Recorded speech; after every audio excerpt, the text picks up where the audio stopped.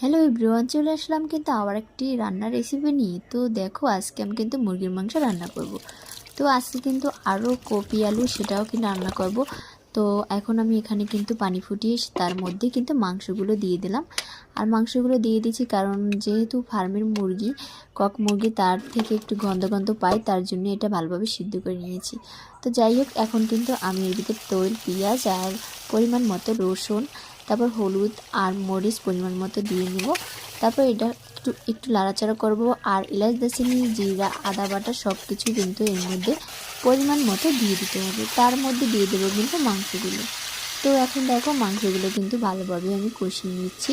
তো এর ভিতর কিন্তু আমি ঢাকনা দিয়ে ডেকে নিয়ে তার মাংসগুলো ভালোভাবে কষিয়ে নিলাম। তো তোমরা এভাবে করতে পারো। তো দেখো, এখন কিন্তু কষানো প্রায় আমার হয়ে গেছে। তারপর কিন্তু আমি এখন এইগুলো দেবো আমি প্রেশার কুকারে। তো প্রেশার কুকারে দিয়ে নিয়েছি। তো প্রেশার কুকারে কিন্তু আমি 12 থেকে 13টা সিটি দিয়ে তারপর আমার মাংসটা রেডি করে নিয়েছি। দেখো, মাংসটা নামিয়ে নিয়েছি। আর এর উপরে কিন্তু আমি জিরা বাটাটা সেটা ছিটিয়ে দিয়েছি। কালারটা অনেক সুন্দর আসছে না বলো? তো এভাবেই কিন্তু তোমরা তৈরি করতে পারো ঝটপট।